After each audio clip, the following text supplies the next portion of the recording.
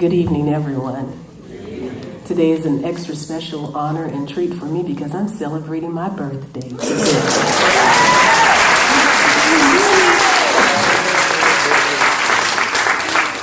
My black books matter because I matter. My story is worth reading, and my story is worthy to be told. The story I tell today begins with a Nigerian.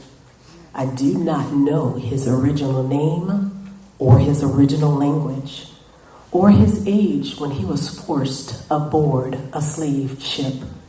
What I do know, because of stories that matter and stories that were told, is that this Nigerian survived that slave ship and the transatlantic.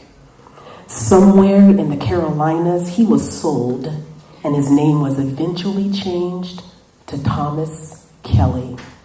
He is my maternal great-great-grandfather, and I know him simply as Papa Tom. Papa Tom's story was never written. Because of the laws of his day, I imagine that Papa Tom didn't even know how to read or to write. Yet his black life mattered to those in his bloodline and was passed down through oral tradition. For centuries, our stories have been captured in our lips, in our hips, in our feet, and the drum beat. Even when the dominant refuses to listen, our stories we will speak. And because of oral storytelling, Papa Tom has always seasoned my life, and he remains with me. What do I know about this man? What was passed through my mother's and my grandfather's stories of him? I know that Papa Tom was proud. And his word was bond.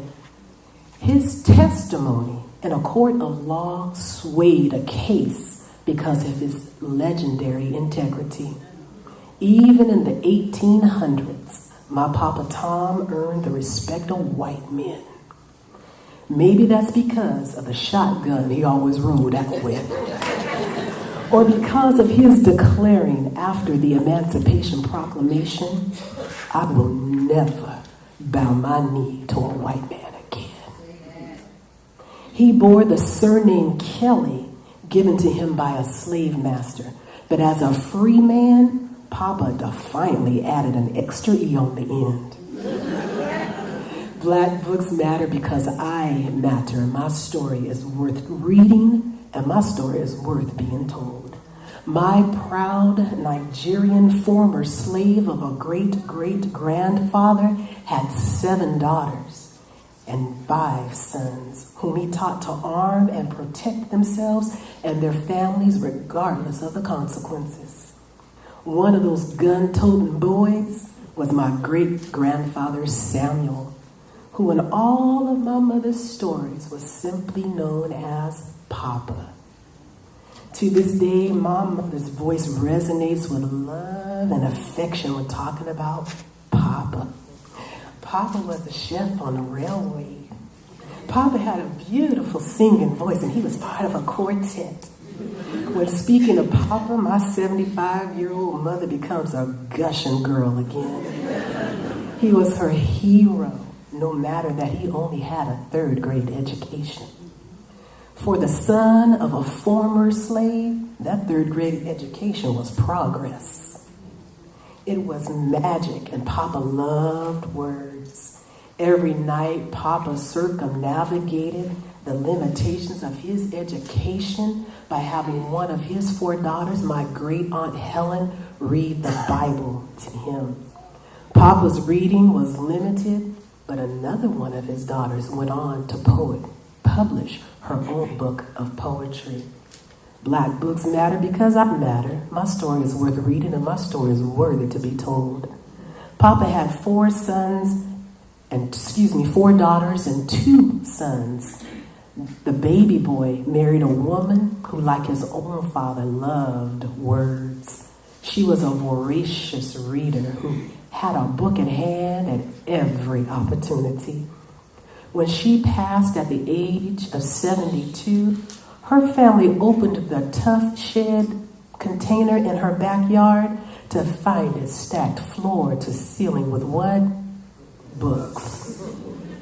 That woman was my grandmother. Some of my fondest memories are sitting at my grandmother's feet, both of us with a book, both of us reading. My granny would tell me, Susie, get your education, baby. It's the only thing no one can take away from you. I listened. Now here I sit, 4 generations away from a Nigerian who was forced onto a slave ship.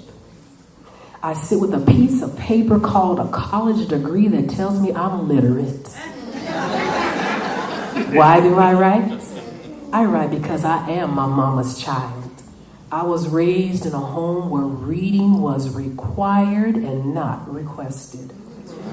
I was raised in a home where I said, Mama, what does this word mean? Mama would say, go get the dictionary.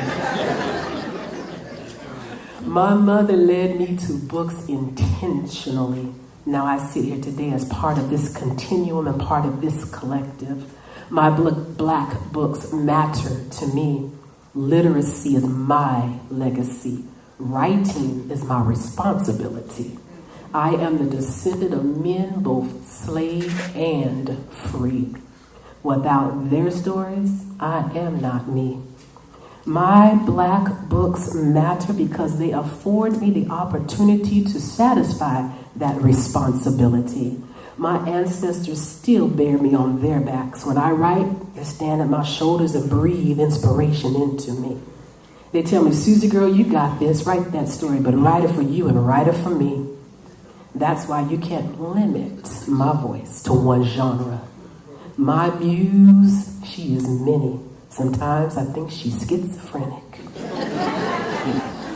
Yet each of her voices is beautifully resonant and significant, and one of her creations came to meet you.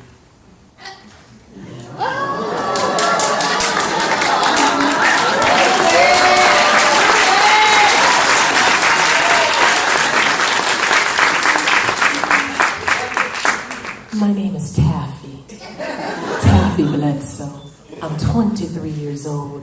I've been living up north for the last 7 years, married to a man my mama made me marry.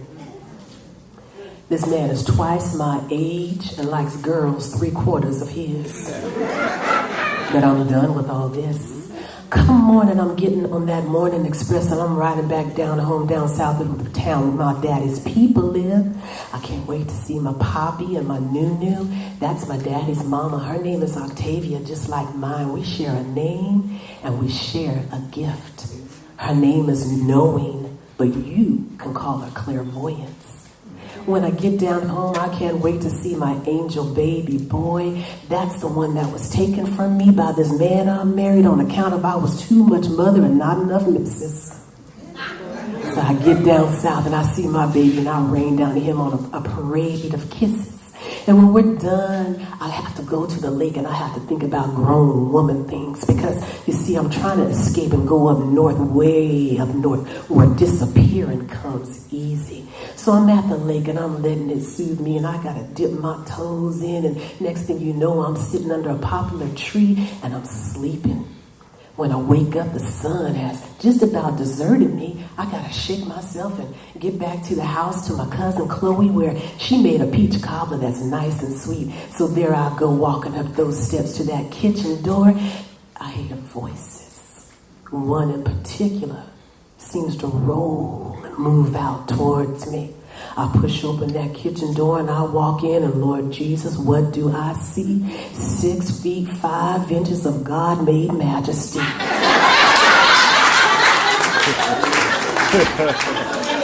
It's Rome Ellis, the man I meant to marry.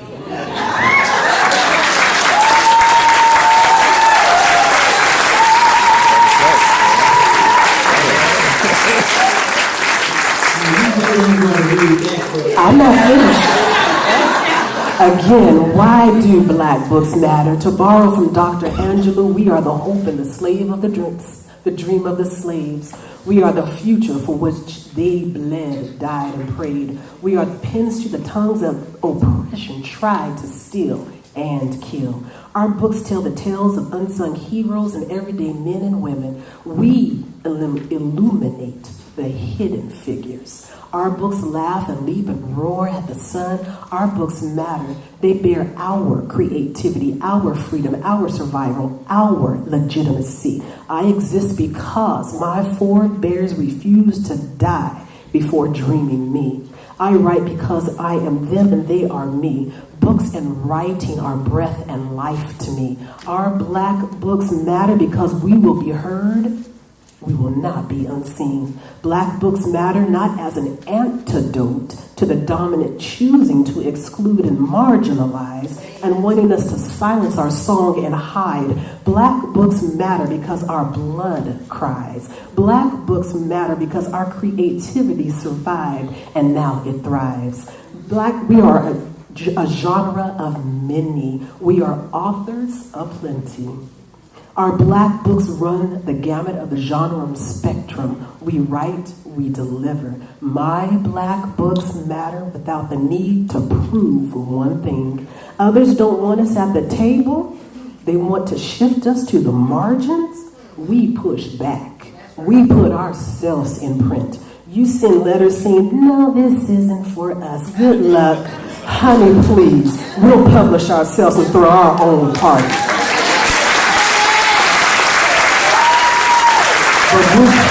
Would you know my story if I never told you? Black book matters because I matter. My stories are worth being heard, and my stories are worthy to be told. My stories are me, and my stories are you. Thank you.